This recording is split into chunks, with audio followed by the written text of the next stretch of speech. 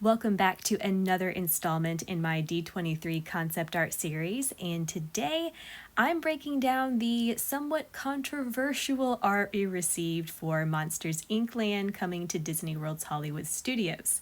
Now, unlike some of the other pieces I've covered so far, I'm not taking this particular batch of D23 art quite as literally, and this is because in the aftermath of the internet backlash that this Monsters Inkland could, and I emphasize could, replace Muppet's Courtyard and Muppet Vision 3D, news leaked out that the D23 piece, which caused all the uproar, wasn't recent but actually several years old.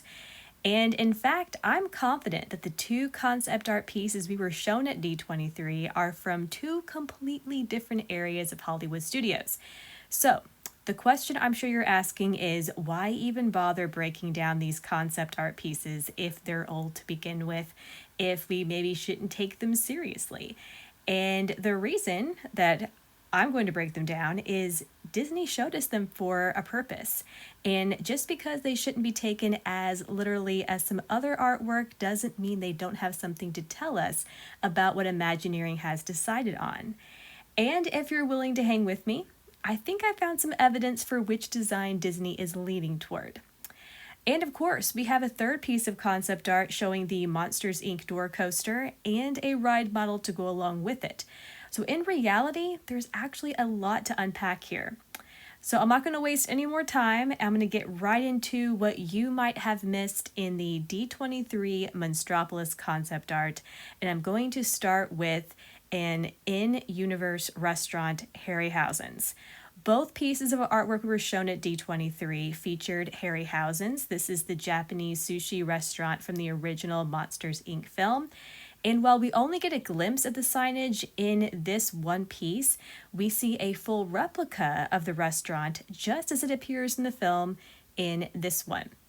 Now, since it's in both pieces of artwork, it's kind of obvious this is going to be included in Monstropolis at Hollywood Studios. But what's interesting to me is that apart from Be Our Guest and maybe Tony's Town Square at the Magic Kingdom, this will be one of the first few in-universe restaurants lifted straight out of the film that's ever been offered at Walt Disney World. And unless they're planning for it to be quick service, guests may be able to expect a full immersive experience and not just something that's loosely themed. And that is a huge deal for fans of Disney dining and for Hollywood Studios, which does struggle in the dining department. Number 2, height. Just how tall is the ride building for the Monsters Inc. door coaster? That is the question.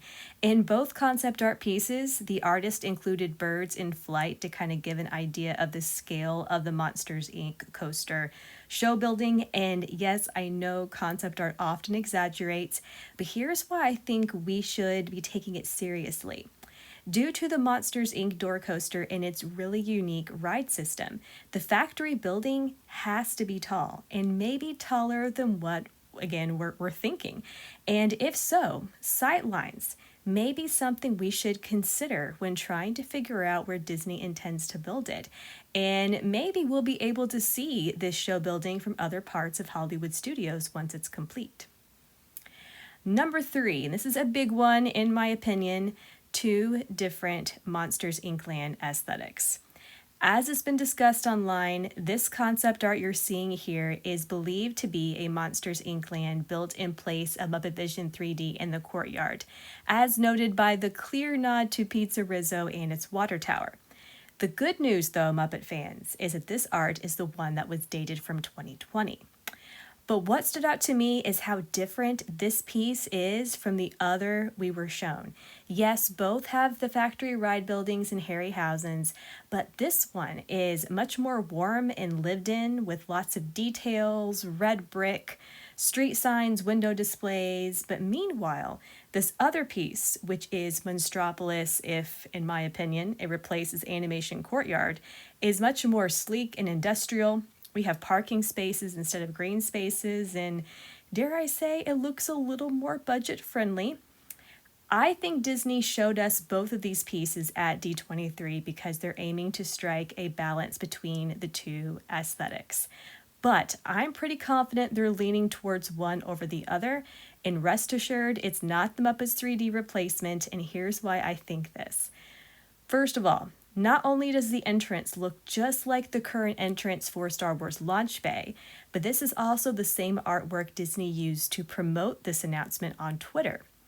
And on Walt Disney Imagineering's Instagram, the only concept art for the land that they used was this one. The other one, the one that caused all the backlash, nowhere in sight. So on 2 social media platforms and on 2 different official accounts, Disney opted for this art, not the other. Take that as you will. I know it's not a confirmation, but I do think it's telling us something. And it honestly tracks with what I've been thinking all along, because this past D23 was all about Disney telling fans that they have been heard. Muppet merch was even sold at D23, and Muppet merch is actually part of a seasonal offering at the park right now. So paving over Jim Henson's last project and during this current Disney Park initiative, it's counterintuitive. It doesn't make sense. Number 4, and this is more of a question than a reveal, are we getting a playground? Granted, this little detail may just be there to fill an empty space, but I found it distracting and I had to point it out. We have what appears to be a slide inspired by Sully, and then not much else here. I don't know if this means Disney is considering a playground in Monsters Inkland, maybe for those who are too small to ride the Monsters Inc. door coaster. It's a little random, but Hollywood Studios has a history of offering playgrounds like the Honey, I Shrunk the Kids playground, so maybe it's not out of the realm of possibility, but the fact it made it here and it made it to a D23 presentation, I had to point it out. Number 5, other Monsters Inc. details. In proving that this Monstropolis, this Monsters Inkland, is set after the events of the original film, the entrance of the factory displays the phrase, "It's laughter we're after, not screams." We also have Mike Wazowski's car. In fact, both pieces of concept art showed cars from the Monsters Inc. universe, so I think that is something that Imagineering is definitely planning on. In this piece, we have a cameo from the 2-headed pigeon from Monsters University. Don't know why, but had to show it to you. And the top of this building is marked canister supply, suggesting that this is likely going to be the Monsters Inkland's gift shop.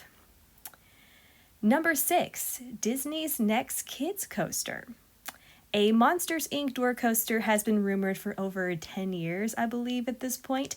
So I was thrilled to hear it's finally happening, and with a suspended coaster ride system, the first ever at a Disney park. But after digging into the details, I'm tempering my expectations a little bit. First of all, while Disney claims guests will get to ride on a door like Mike, Sully, and Boo, that's not what we're seeing in this artwork. Instead, it looks like we're riding on a cross between the claw that grabs the doors and maybe some new laugh canister tech. But here's something else. Since the land and the coaster are set after what happens in the Monsters Inc. movie, it's important to remember that the monsters are after our laughter, not our screams. But roller coasters are synonymous with screaming. This is why I think we're getting a very large kids coaster, and one that's low on thrills and heavy on laughs. And yes, it's going to be tall. That may be the only really thrilling element we get, because if you look at the track, unless it's a fast coaster, I don't see quite how it's going to be all that thrilling. I'm actually thinking that it's going to be on par with Slinky Dog Dash in terms of thrill level, just with a suspended coaster ride system, and that's probably a smart strategy given that coaster's popularity. But the real test for whether this will succeed with adults, like Slinky Dog Dash succeeds with adults, is if Imagineering can replicate the chaos and the scale of that signature door vault scene from the film. And fingers crossed they don't rely solely on projections. Since work on this project begins in 2025, I think we'll learn the location of this Monstropolis very soon and likely receive some updated concept art. And who knows, maybe Imagineering will surprise us. So while there are still a lot of questions about Monstropolis at Hollywood Studios, I hope I've calmed some nerves and given you a reason to be excited about this new theme park land. But in the meantime, if you saw something new in this video and if you enjoy Disney Parks news and breakdowns, I would so appreciate if you would give this video a like and consider subscribing. I have a few more D23 concept art videos in the works and a few surprises on the way, so please do stay tuned. But regardless, I so appreciate you taking the time to watch and listen today, and I hope you have a magical day.